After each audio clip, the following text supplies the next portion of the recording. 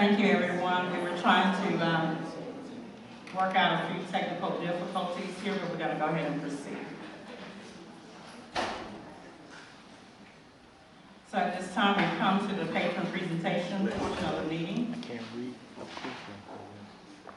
The board encourages and welcomes comments and inputs from our patrons, but we cannot respond, deliberate, or decide regarding any subject that is not included on the posted agenda. Please limit your comments to 5 minutes, and the board respectfully requests refraining from mentioning the employee's name and an employee's name when voicing a concern or complaint. Board policy provides alternate procedures through the grievance policy, GF local and DGBA local, to seek resolution to complaints. The Superintendent's Office, Human Resources, and Administration in general can assist you in finding those procedures online. The timer is on the screen, and we'll count your time down. I ask that you please respect our procedures and other speakers and end your remarks promptly when the time expires. This time we have 2 presentations. The first comes from Ms. Sherry Atkinson, students parking in the neighborhood. Yes, her topic. Good evening, I'm Sherry Atkinson. I am the HOA president over at High Star Community, which is just across the street. I've come up here many times, and I'm tired of the residents coming and knocking on my door during the day when I'm trying to make a living. I've printed out a couple pictures. This is on Saturday mornings at 10 o'clock, how our neighborhood looks. During the week, this is how our neighborhood looks. And it's getting worse. We've had a couple of break-ins lately. I don't know if they were students or who, but I just know that we've had a couple break-ins lately. The trash has increased. This is just one day this afternoon. Also, I'm finding the little bags, and I'm finding I don't know if they're cigars or cigarettes or whatever, all in the neighborhood. There's one other resident that goes around picking the trash up as well. I have gotten to the point where I was emailing every day over here to the administration building and wanted me to email them license plates and cars. Well, I can't go through the whole neighborhood. I need to make a living, and I feel that they should be responsible of these kids coming in. I talked to this one kid and told him he couldn't park there, and he told me, well, I can't park over at the school because I don't have a driver's license. So that's what we got parking over in my neighborhood, and I know when they leave my neighborhood, they park in other neighborhoods. And it's just a back and forth thing. So I don't understand what the issue is with the students parking in their parking lot. They have ample parking. If they can't pay for parking, then the school should come up with an alternative to what the kids can do. Maybe they could do some more community service time. If they don't have insurance, they shouldn't be out on the road too. So I'm just appealing again, and I will keep coming up here and appealing for this problem to get solved. My neighborhood is not the school parking lot, but it seems to be getting that way. After school, the kids are coming, they're racing through the neighborhood, trying to get out of the neighborhood. We've got kids coming over at lunchtime. We're not their lunchroom either. I am not their pickup person. So I just appeal to the kids coming over in the neighborhoods, period. And as a security measure, recently we also had a resident was getting his truck stolen. He ran after the guy jumped out of the truck and shot a gun. Now if these kids are walking around in the neighborhood, they're putting themselves in jeopardy. Thank you.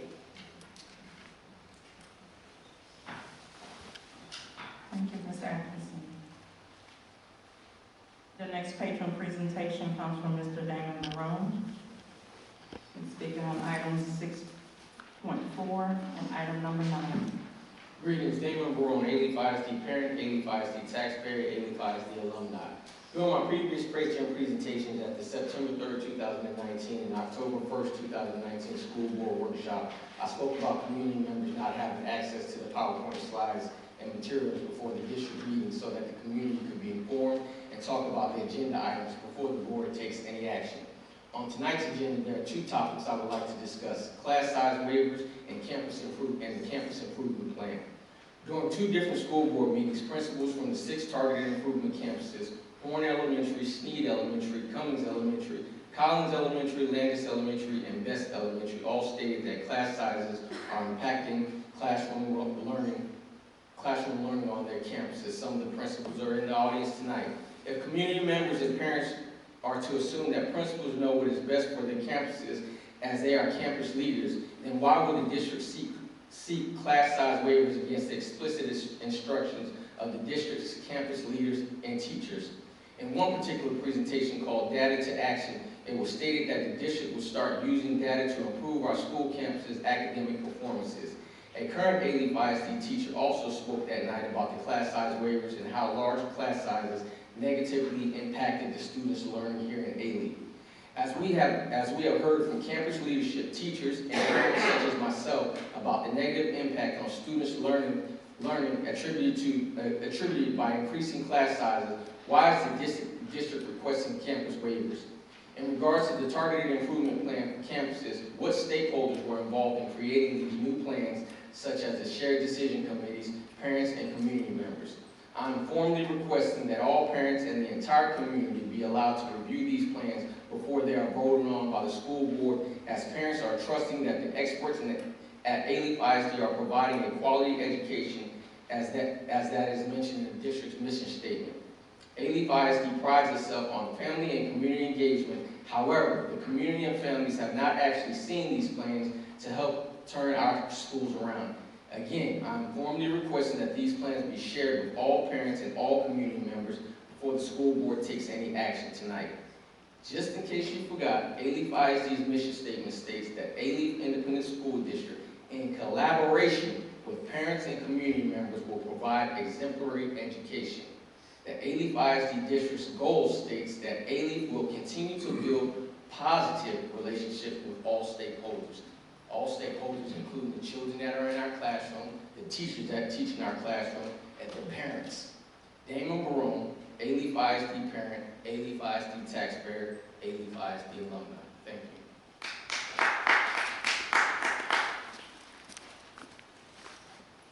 Thank you, Mr. Barone. Madam President, I would like to.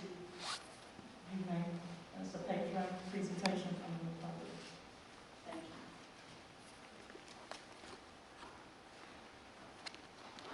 you. On the public podium.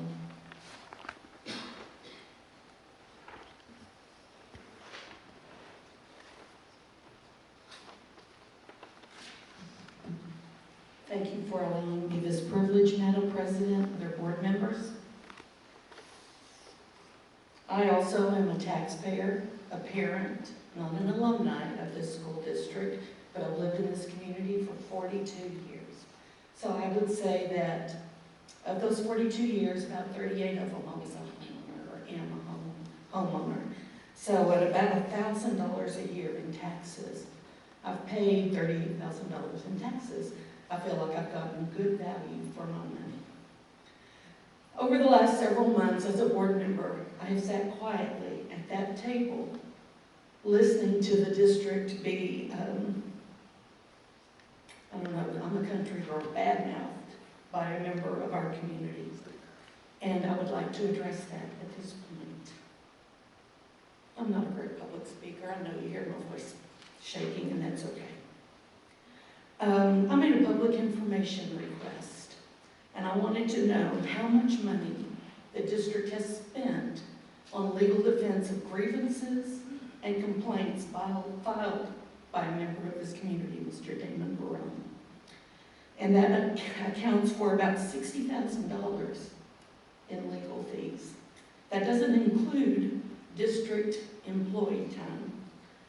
In addition, there was an agreement reached, I think in December of 2016, and the settlement was about $30,775.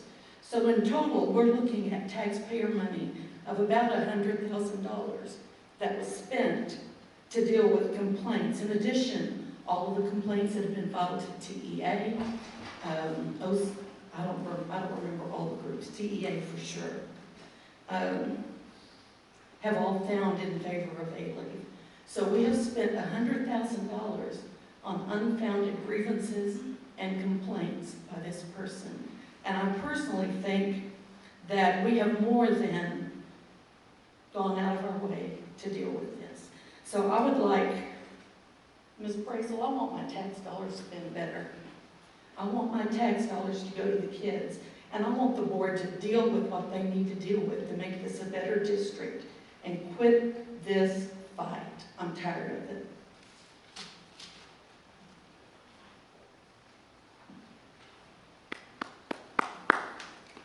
Thank you, Ms. King. At this time, board, we're going to move on to the donation report.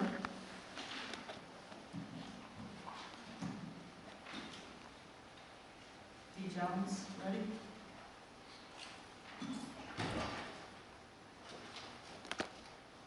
For trustees, Mr. Chambers, and guests, donations for